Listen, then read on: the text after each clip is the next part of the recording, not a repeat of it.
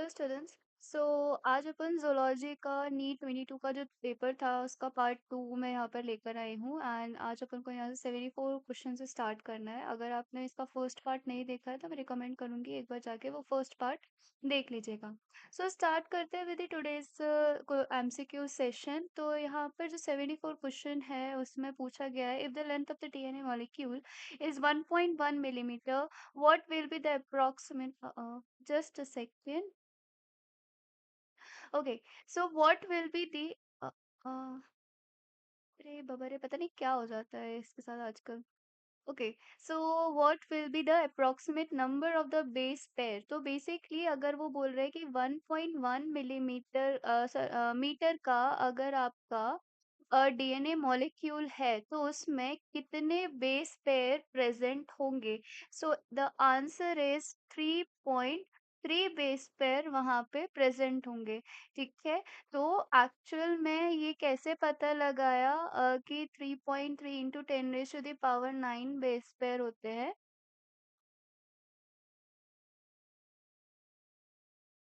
तो अगर मैं बात करूं कि आपके 0.34 नैनोमीटर में या 0.3 नैनोमीटर में आपके कितने बेस पेयर प्रेजेंट होते हैं, 10 बेस पेयर प्रेजेंट होते हैं। ठीक है, तो 1.1 मीटर में कितने होंगे। So it will be 3.3 into या 3.4 इंटू 10⁻⁹ बेस पेयर। ठीक है, सो सही आंसर क्या हो जाएगा, सही आंसर हो जाएगा बी। ठीक, नाउ इवोल्यूशन पे आते हैं। तो इवोल्यूशन का जो 75th क्वेश्चन है वो क्या बोल रहा है, natural selection where more individuals acquired specific character value other than the mean character value leads to। ठीक है, सो इसका सही आंसर क्या हो जाएगा, इसका सही आंसर हो जाएगा डायरेक्शनल चेंज। तो बेसिकली जब आपके मीन कैरेक्टर से हट के एक पर्टिकुलर कैरेक्टर, मतलब जैसे कोई एक आपका, जैसे सपोज करो कि एक हमारा है होमोजाइगस कंडीशन, एक है मतलब एक है कैपिटल जो डोमिनेटिंग होमोजाइगस कंडीशन है, एक हेटेरोजाइगस कंडीशन हो गई, और दूसरी हो गई रेसेसिव की होमोजाइगस कंडीशन। तो सपोज करो ये आपकी जो है ये मीन वैल्यू है हेटेरोजाइगस कंडीशन, और आपकी जो होमोजाइगस कंडीशन है वो other than the mean character values है। ठीक है, तो जब भी इन दोनों में शिफ्ट करेंगे so it is known as the directional change. ठीक है, अब आते हैं 76 क्वेश्चन पे। सो यहाँ पे दो स्टेटमेंट दे रखे हैं, auto immune disorder is a condition where body defense mechanism recognizes its own cell as foreign body. Rheumatoid arthritis is a condition where body does not attack self cell. So basically statement one क्या बोल रहा है, auto immune disorder एक ऐसा disorder है जिसमें जो body mechanism होता है, डिफेंस मैकेनिज्म होता है, वो अपनी ही बॉडी को, अपनी ही सेल की सॉरी अपनी ही बॉडी के सेल को दूसरे as a foreign cell treat करने लग जाता है। ठीक है, अब स्टेटमेंट टू क्या बोल रहा है, रिमेटॉइड अर्थराइटिस एक ऐसी कंडीशन है जहां पे बॉडी सेल्फ सेल्फ को अटैक नहीं करती। सो ये स्टेटमेंट यहाँ पे गलत हो जाता है, बिकॉज यूमेटॉइड अर्थराइटिस एक ऑटो इम्यून डिसऑर्डर है जहाँ पे जो बॉडी है वो अपने ही सेल्फ सेल को रिकॉग्नाइज नहीं कर पाती और उसे एज अ फॉरेन सेल समझ के उस पर अटैक करने लगती है। तो स्टेटमेंट टू जो है वो इनकरेक्ट है, स्टेटमेंट वन जो है वो करेक्ट है। ठीक है, तो statement one is correct and the statement two is incorrect. ठीक है, तो 76 का क्या हो गया, डी। अब आते हैं 77 पे। So in a gene therapy ADA deficiency the patient requires periodic infusion genetically engineered lymphocyte because genetic engineered lymphocytes are not immortal cells. ठीक है, अब बेसिकली जब भी किसी को एडीए की डेफिशिएंसी होती है तो एक काम ये किया जाता है, अगर उसको बचपन में ही जीन थेरेपी नहीं दी जाती तो उसमें बेसिकली क्या किया जाता है कि जेनेटिकली इंजीनियर्ड लिम्फोसाइट डाले जाते हैं, और ये जो लिम्फोसाइट्स होते हैं इनकी भी एक पर्टिकुलर लाइफ जो होता है क्या बोल सकते हैं, लाइफ साइकिल होती है। ठीक है, लाइफ स्पैन होता है जिसके बाद वो मर जाती है। ठीक है, सो ये इमॉर्टल नहीं है, मतलब ये अमर नहीं है। ठीक है, सो इस वजह से हमें बार बार इनको ब्लड में डालना पड़ता है। ठीक है, so in a gene therapy ADA deficiency the patient requires periodic infusion. तो बेसिकली बार बार डालने को, हम जब बार बार इन्फ्यूज करते हैं ब्लड को, वो यही रीजन है क्योंकि हमारी जो लिम्फोसाइट्स है वो इमॉर्टल नहीं है। तो सही आंसर क्या हो गया, ए। अब आते हैं 78 पे। सो ब्रीडिंग क्रॉप इन विच, ये वाला क्वेश्चन जो है आप स्किप भी कर सकते हो, but I don't think skip करने जैसा है। Just a second. Breeding crop in which higher level of the vitamins and the minerals or the higher proteins and healthier fats is called, जिस भी प्लांट में आपको सबसे ज्यादा सारी चीजें मिलेंगी, higher proteins, higher minerals, vitamin सब मिलेंगे, उनको क्या बोलते हैं? So it is known as biofortification. ठीक है, क्या? बायोफोर्टिफिकेशन। अब which of the following statement with respect to the endoplasmic reticulum incorrect? ठीक है, अब एंडोप्लाज्मिक रेटिकुलम के लिए कौन सा स्टेटमेंट यहाँ पर इनकरेक्ट है? तो हमें इनकरेक्ट स्टेटमेंट यहाँ पे फाइंड आउट करना है। सो फर्स्ट स्टेटमेंट पढ़ते हैं। SER are the site of the lipid synthesis. सही है बिल्कुल, जो स्मूथ एंडोप्लाज्मिक रेटिकुलम होते हैं वो लिपिड सिंथेसिस कराते हैं, बिल्कुल सही स्टेटमेंट है। Rough endoplasmic reticulum are the ribosome attach to the endoplasmic reticulum, ये भी सही है। रफ जो एंडोप्लाज्मिक रेटिकुलम जिन पे राइबोसोम अटैच होते हैं उनको बोलते हैं रफ एंडोप्लाज्मिक रेटिकुलम। ठीक है, फिर उसके बाद आपके smooth endoplasmic reticulum devoid of ribosome, बिल्कुल स्मूथ अपीयरेंस इसीलिए ही होता है क्योंकि उनके ऊपर राइबोसोम नहीं होते। तो ये स्टेटमेंट भी सही है, तो ऑटोमेटिकली हमारा सही आंसर क्या हो जाता है? डी, क्योंकि ये गलत है। In prokaryotes only RE present, गलत। आपके स्मूथ एंडोप्लाज्मिक रेटिकुलम भी प्रेजेंट होते हैं। ठीक है, now a dehydration reaction links to the glucose molecule links to the glucose molecule to produce maltose if the formula of the glucose is C6, क्या हो रहा है ये, C6H12O6। ठीक है, अगर फॉर्मूला ये है तो हमारा सही आंसर क्या है? तो माल्टोस का फॉर्मूला क्या होगा? पता नहीं क्या ही हो रहा है ये। Okay, just a second. तो हमारा माल्टोस का जो फॉर्मूला होगा वो हो जाएगा C12H22O11। ठीक है, हमारा माल्टोस का फॉर्मूला क्या हो जाएगा? C12H22O11। क्या होता है जब भी दो ग्लूकोज डिहाइड्रेट होंगे? ठीक है, बेसिकली अगर मैं इसका यहाँ पे बना देती हूँ क्योंकि यहाँ पे जरूरत नहीं पड़ेगी। तो जब भी दो ग्लूकोज मॉलिक्यूल आपके डिहाइड्रेट होंगे तो इसमें से H2O जो है वो एलिमिनेट हो जाएगा। ठीक है, इसमें से माइनस हो जाएगा। डिहाइड्रेट का मतलब ही क्या हो रहा है? H2O का निकलना, बाहर निकलना। ठीक है, तो बेसिकली अब जब आप दो H2O मॉलिक्यूल्स निकाल दोगे और एक ऑक्सीजन मॉलिक्यूल निकाल दोगे तो आपके पास क्या बचेगा? सॉरी, यहाँ 6 है। ओके, तो यहाँ बच्चे यहाँ क्या क्या बचने वाला है? यहाँ बचने वाला है C12H, दो H2O मॉलिक्यूल निकल गए तो यहाँ टू टू 12 से 24, दो H2 निकल गए, दो H निकल गए, इसका मतलब 24 माइनस टू दैट इज 22, 2 6 12, एक ऑक्सीजन निकल गया तो एक ऑक्सीजन 11 ऑक्सीजन बचेंगे। ठीक है, तो आई होप ये चीज समझ में आ गई होगी। तो माल्टोस का फॉर्मूला ये बन गया। यहाँ पे इजी था बहुत, ये वाला क्वेश्चन है ना। 81 पे चलते हैं। So, identify the microorganism which is responsible for the production of immunosuppressive molecule cyclosporin A. So, जो आपका cyclosporin A है वो कौन आपका प्रोड्यूस करता है? तो बहुत ही इजी है ये वाला क्वेश्चन। सही आंसर क्या है? Trichoderma polysporum. Now coming towards the next question, that is 82 question. अगर अपन 82 क्वेश्चन की बात करें, so in situ conservation refers to, in situ conservation की अगर अपन बात करते हैं तो इसका मतलब क्या है? ठीक है, so protect and conserve the whole ecosystem. जब भी हम इन सीटू की बात कर रहे हैं तो मतलब हम एक पूरी जगह को कंजर्व कर रहे हैं, ना कि वो पर्टिकुलर ऑर्गेनिज्म को उठा के कहीं ऐसी जगह पे रख रहे हैं जो सुरक्षित है। जैसे कि आपके म्यूजियम हो गया या जूलॉजिकल पार्क्स हो गए या फिर आपके बोटानिकल गार्डन्स हो गए। ठीक है, हम पूरे इकोसिस्टम को कंजर्व कर रहे हैं, दैट इज इन सीटू। और जब हम जूस की बात करते हैं, जूलॉजिकल पार्क्स, बोटानिकल गार्डन की बात करते हैं, तो वो एक्स सीटू कंजर्वेशन हो जाता है। एक्स सीटू मतलब एक्स से नाम रखो, एक्स से याद रखो, एग्जिट फ्रॉम देयर हैबिटाट। ठीक है, जहां वो ओरिजिनली रह रहे थे वहां पे उनको प्रॉब्लम फेस करनी पड़ रही थी, इस वजह से उनको उठा के हमने कहीं सेफ जोन में रखा है। ठीक है, now coming towards the next question, that is 83। Given below are the two statement दे रखे हैं, ठीक है। अपन को इसमें से सही स्टेटमेंट आइडेंटिफाई करना है, ठीक है। So statement one, restriction endonuclease recognise specific sequence to cut DNA known as palindromic nucleotide sequence, ठीक है। Restriction endonuclease cut the DNA strand a little away from the centre of the palindromic site. अब यहाँ पे ये statement खत्म हो गया। So basically वो ये बोल रहे हैं, पहला वाला स्टेटमेंट बोल रहा है कि जो रेस्ट्रिक्शन एंडोन्यूक्लियस है, रेस्ट्रिक्शन एंडोन्यूक्लियस क्या होता है, बेसिकली मॉलिक्यूलर सिजर्स होता है, ठीक है। सो ये जो रेस्ट्रिक्शन एंडोन्यूक्लियस है, ये हमारे डीएनए पे एक स्पेसिफिक सीक्वेंस को रिकॉग्नाइज करते हैं, उस जगह कट करते हैं, तो वो जो स्पेसिफिक सीक्वेंस है उनको हम क्या बोलते हैं, पैलिंड्रोमिक सीक्वेंस। तो ये स्टेटमेंट बिल्कुल सही है। सेकेंड स्टेटमेंट क्या कह रहा है, restriction endonuclease cut the DNA strand a little away from the centre of the palindrome site. बिल्कुल सही स्टेटमेंट है। जो भी उसकी पैलिंड्रोम साइट होती है, जो भी रेस्ट्रिक्शन एंडोन्यूक्लियस की पैलिंड्रोमिक साइट होती है, वो उसके सेंटर पे ना कट करते हुए उसके सेंटर से थोड़ा सा अवे कट करता है।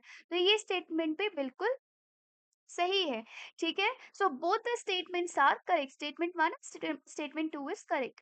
नाउ आते हैं second question, that is 84 question पे। So if 8 Drosophila in a laboratory population of 80 died during a week, the death rate in the population is individual per Drosophila per week. So basically ये बोल रहा है कि अगर 80 में से 8 Drosophila जो है वो अगर मर जाती है तो हमारी डेथ रेट क्या होगी, ठीक है। सो इट्स वेरी सिंपल,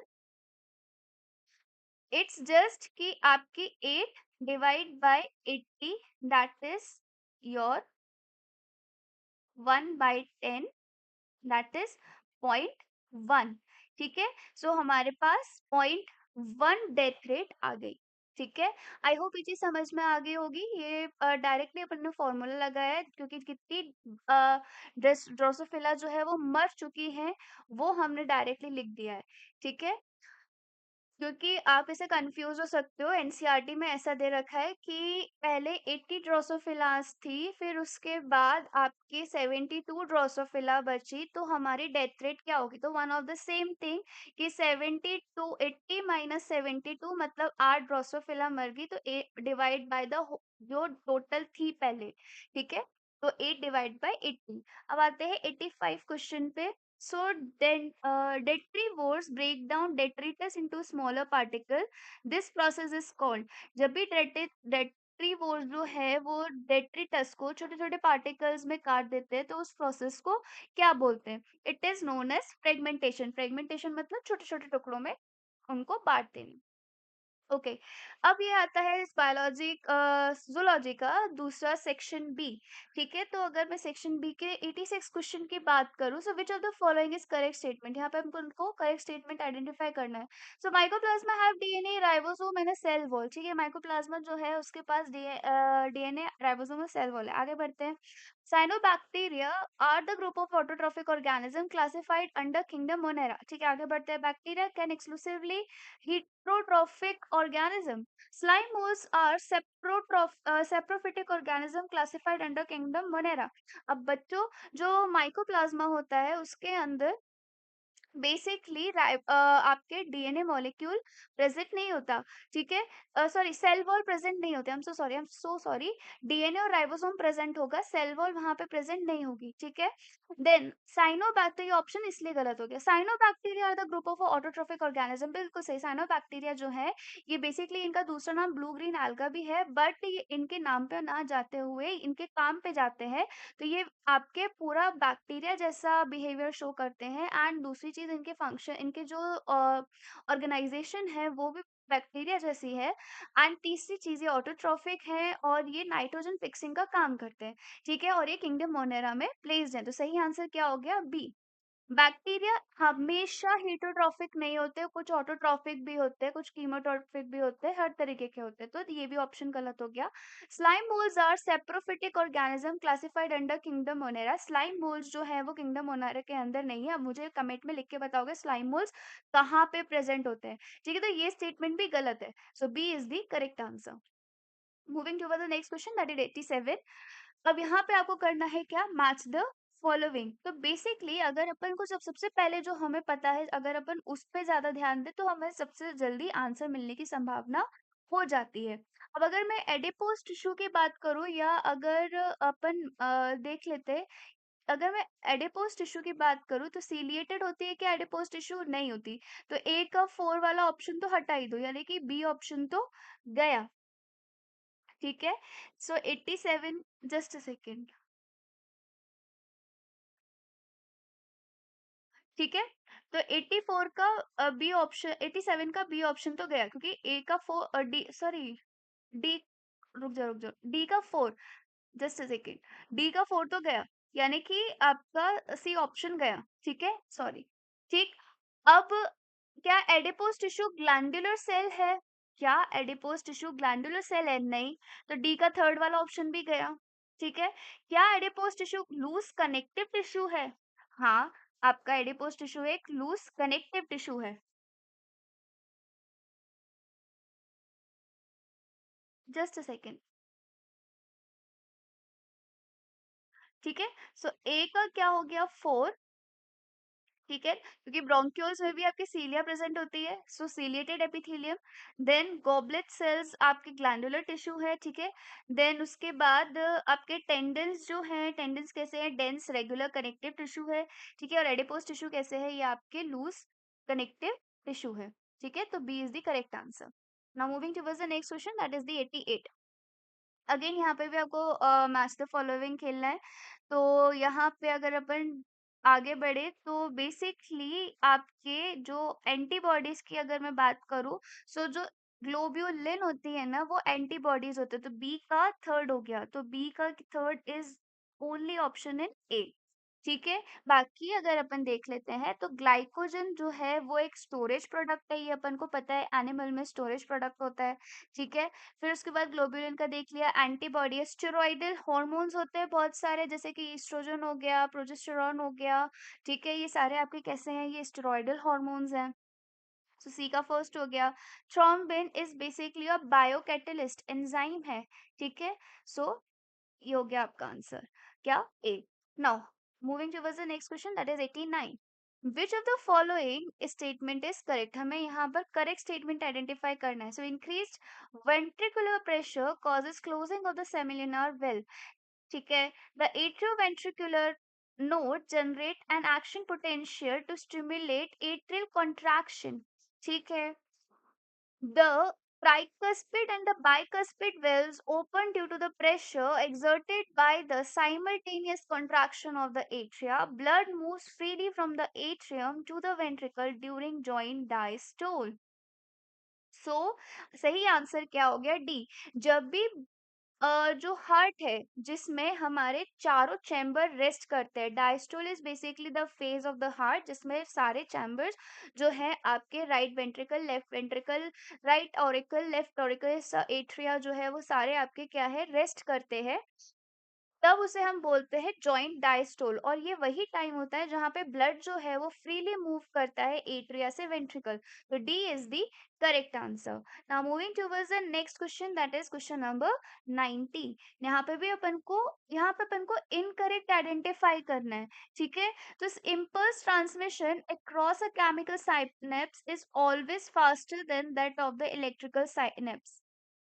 इसमें क्या बोला है कि जो इम्पल्स अगर ट्रांसमिशन हो रहा है तो उसमें केमिकल साइनेप्स जो है वो ज्यादा फास्टर है as compare to the electrical synapse. गलत, इलेक्ट्रिकल साइनेप्स उल्टा लिखा है, इलेक्ट्रिकल साइनेप्स ज्यादा फास्ट काम करते हैं as compare to your chemical synapse. तो A is the incorrect statement.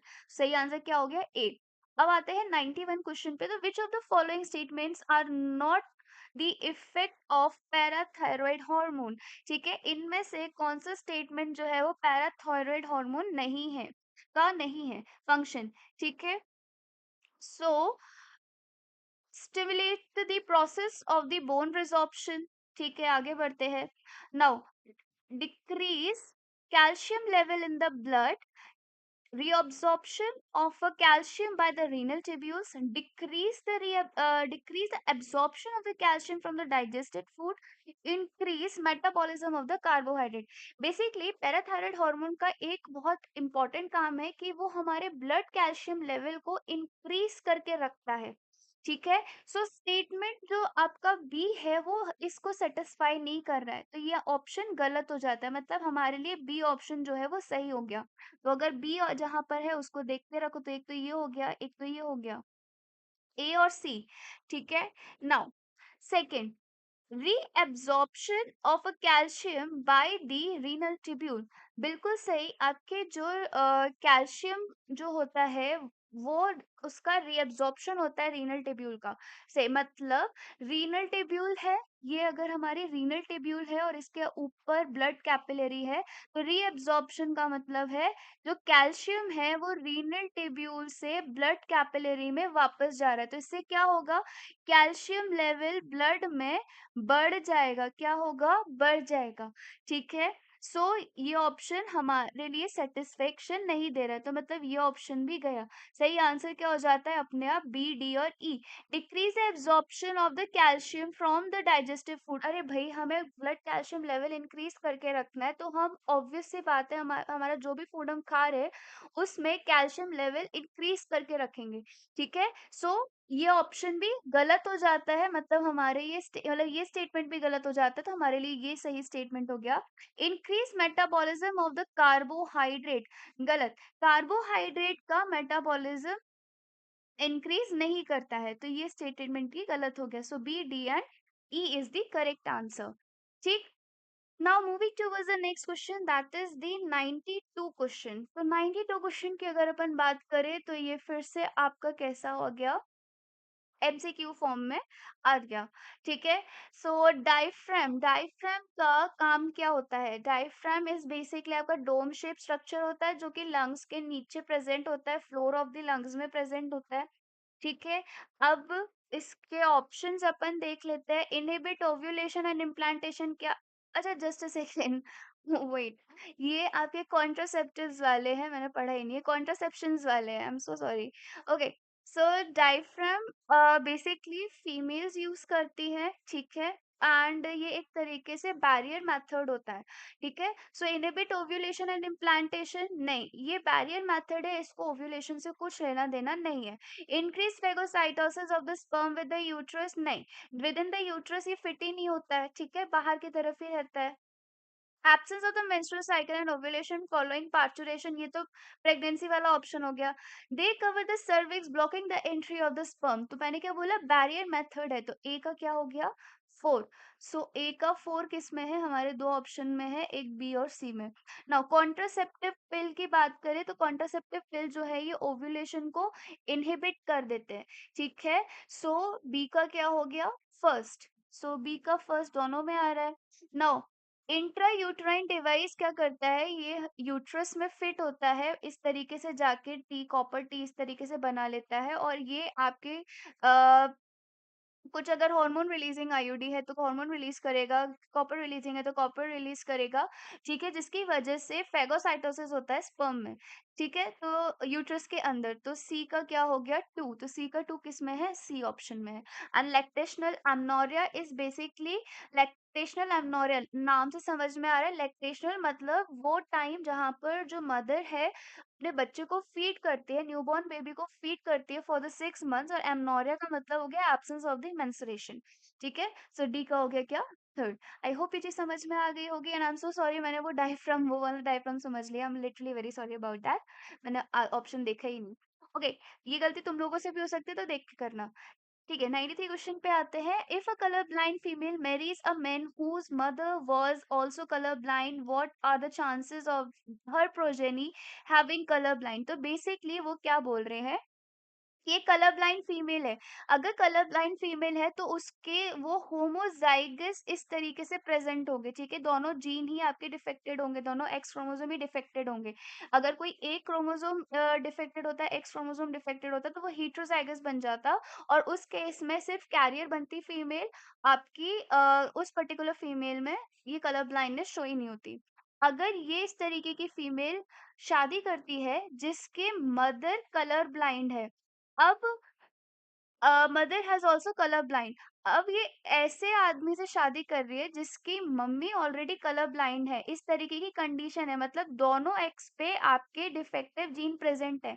तो चाहे ये वाला एक्स जाए, चाहे ये वाला एक्स जाए मदर से, जो लड़का होगा वो तो कलर ब्लाइंड होगा ही, क्योंकि हमेशा मेल को एक्स क्रोमोसोम कहाँ से मिलता है? अपनी मदर से मिलता है, ठीक है? और वाई क्रोमोसोम अपने फादर से मिलता है। तो चाहे अगर ये वाला जाए तो भी आपका क्या होगा, कलर ब्लाइंड होगा मेल, चाहे ये वाला जाए तो भी कलर ब्लाइंड होगा। तो मतलब दोनों ही कलर ब्लाइंड है। तो what are the chances of the progeny having colour blindness? तो इट्स अ 100% चांस कि सारे के सारे बच्चे कैसे हो, कलर ब्लाइंड हो। क्योंकि अगर मैं एक प्रोबेबिलिटी भी यहाँ पे जो प्यूनिट स्क्वायर से अपन ड्रॉ करते हैं वो बना दूं, तो यहाँ पे इस तरीके की प्रोबेबिलिटी शो हो रही है। ठीक है, जस्ट अ सेकेंड, ये शो हो रहा है। तो इसमें सारे के सारे कैसे हैं, सब के सब कलर ब्लाइंड है। डन। आई होप ये वाला क्वेश्चन समझ में आ गया होगा, इजी था, बहुत ज्यादा हार्ड नहीं था जितना कि तुम लोग सोचते हो। नाउ तो यहाँ पे क्या लिखा है कि एक आपका इकोलाई है जो कि N15 वाला डीएनए कंटेन कर रहा है और उसको हम N14 वाले में मीडियम पे ग्रो करा रहे हैं। ठीक है, सो ये हमारा एक ई कोलाई है जिसके अंदर हमारा N15 वाला डीएनए है। ठीक है, और ये कहाँ ग्रो कर रहा है? N14 वाले में ग्रो कर रहा है। अब एक ई कोलाई 20 मिनट लेता है डिवाइड होने में इनटू 2। ठीक है, मतलब ये अगले और 20 मिनट में डिवाइड करेगा, मतलब 4 ई कोलाई यहाँ पर आ जाएंगे। ठीक है, अब ये चारों ई कोलाई 20 मिनट में डिवाइड करके 8 ई कोलाइज का फॉर्मेशन करेंगे। ठीक है, 1 2 3 4 5 6 7 8। ठीक है, अब यहाँ पर एक जब ये ई कोलाई जो है N14 वाले मीडिया में ग्रो कर रहा होगा, तो जब वो डिवाइड करेगा तो इसके पास एक N14 होगा और एक होगा N15। ठीक है, एक होगा N14 और एक होगा N15। ठीक है, अब जब ये फर्दर डिवाइड करेंगे तो यहाँ पर पहले हम एक N14 बना देते हैं, इनको एक एक में अलग अलग कर देते हैं। एक N14, एक N15, एक N15। ठीक है, अब ये कौन से मीडिया में ग्रो कर रहा है? अभी भी 14 वाले में ग्रो कर रहा है, तो यहाँ पे हो जाएगा N14, यहाँ पे हो जाएगा N14, यहाँ पे भी हो जाएगा N14, यहाँ पे भी हो जाएगा N14। अब क्या होगा? अब हम फर्दर इसको और अलग कर देंगे, तो ये हो गया 14 वाला, ये हो गया 14 वाला, ये हो गया 14 वाला, ये हो गया 14 वाला, ये हो गया 15 वाला, ये हो गया 14 वाला, ये हो गया 15 वाला एंड अगेन ये हो गया 14 वाला। ठीक है, अब ये कहाँ ग्रो कर रहे हैं? 14 में ही ग्रो कर रहे हैं, सो N14, N14, N14, N14, N14, N14, N14 और N14। क्वेश्चन क्या पूछा है कि कितने सेल जो है 60 मिनट्स में N15 से इरेडिकेट हो गए हैं, हट गए हैं। ठीक है, सो 1 2 3 4 5 6। ठीक है, तो 6 into 10, क्योंकि हमारे 10 ऐसे ई कोलाई और हैं, तो 60 ई कोलाइज जो है वो आपके हट गए। 60 is the correct answer. I hope ये चीज समझ में आ गई होगी। ठीक है, सो 94 का सही आंसर क्या हो गया? D. Now the combination frequency between G, A and C is 5%, B and C is 15%, B and D is 9%, and A and B is 20%, C and D is 24%, and ए और डी के बीच में 29% है। तो हमें gene का sequence बताना है। बहुत इजी क्वेश्चन है, देखने में बहुत हार्ड लग रहा है। सो बेसिकली सबसे ज्यादा डिफरेंस, सबसे ज्यादा गैप किस कौन सी फ्रीक्वेंसी दिखा रही है? जो सबसे ज्यादा फ्रीक्वेंसी दिखा रही है हमारी ए और डी, तो सबसे कोने में रख देंगे हम ए और डी। ठीक है, अब सेकंड नंबर पे कौन दिखा रहा है फ्रीक्वेंसी आपकी सबसे ज्यादा? तो वो है आपकी सी और डी। ठीक है, मतलब सी और डी के बीच का गैप कितना है, 24। तो अब हम ए और सी के बीच का भी गैप देख लेते हैं, 5%। मतलब ए जो है, जो सी जो है वो ए के पास है। ठीक है, तो ये हो गया कितना, 5% का गैप। और ये कितना हो गया, ये हो गया 24% का गैप। और ये कितने का हो गया, ये हो गया आपका 29% का गैप। तो मैं यहाँ पे लिख देती हूँ इधर साइड में, ए डी सी। ठीक है, ये कितना हो गया 5, ये कितना हो गया 24, एंड ये कितना हो गया 29। बाकी के बच्चे भी देख लेते हैं। सेकंड नंबर, थर्ड नंबर पे ए और बी में सबसे ज्यादा गैप है, दैट इज 20%। अब हम बी और डी के बीच में भी देख लेते हैं, तो बी और डी के बीच में है 9%, और बी और सी के बीच में है 15%। मतलब आपका जो डी है, बी है, वो डी के पास में होगा इधर। तो ये हो गया 9% का गैप, और ये हो गया 15% का गैप। तो हमारा सीक्वेंस आ जाता है ए सी बी और डी। आई होप ये वाला क्वेश्चन समझ में आ गया होगा, ए सी और बी डी। ठीक है, बहुत इजी था ये वाला क्वेश्चन। तो 95 का क्या हो गया answer, A. Now moving towards the next question, that is 96. Which of the following statement is not correct? इसमें से कौन सा statement सही नहीं है? So flippers of the penguin and dolphins are pair of homologous organ. अब homologous organ क्या होता है, जिनका एनाटॉमिकली स्ट्रक्चर जो है वो सेम हो, बट वो फंक्शंस जो है वो अलग अलग करते हो। तो मुझे एक बात बताओ, क्या फ्लिप पेंगुइन्स के फ्लिपर और डॉल्फिन के फिन सेम होते हैं? डॉल्फिन तो क्या है, डॉल्फिन एक मैमल है, और उसका मैमल की तरह आपके एनाटॉमिक स्ट्रक्चर होगा। वहीं पे फ्लिपर, पेंगुइन क्या है, बर्ड है, जिसकी फ्लिपर अलग होगी। तो सही आंसर क्या हो गया, A. It's it's basically analogous organ. ठीक है, अब आते हैं 97 पे। So select the incorrect, again आपको यहाँ पे इनकरेक्ट स्टेटमेंट आइडेंटिफाई करना है। So acquired immunity is non-specific type of defense present at the time of birth. ठीक है, so सही है बिल्कुल। acquired immunity is basically आपकी specific होती है, और ये आपको birth के टाइम पे नहीं, हमारी जो लाइफ टाइम, जो हम जिस भी इन्फेक्शन से प्रोन होते हैं, या जिस भी इन्फेक्शन से सब्जेक्टिव हो जाते हैं, मतलब अफेक्ट हो जाते हैं, उसके बाद डेवलप होती है। सो एक्वायर्ड इम्यूनिटी बर्थ से प्रेजेंट नहीं होती। तो सही आंसर क्या हो गया, ए।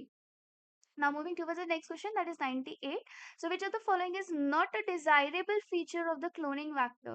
इसमें से कौन सा desirable feature नहीं है cloning vector का? ठीक है, so presence of two or more recognizing sequence site. ठीक है, so अगर आपके दो या दो से ज्यादा रिकॉग्नाइजेशन सीक्वेंस साइट होती है, तो मल्टीपल जगह पे कट लगने के चांसेस होते हैं, जिसकी वजह से पूरा का पूरा प्लाज्मिड जो है वो टूटने के चांसेस हो जाते हैं। तो सही आंसर क्या हो गया, ए।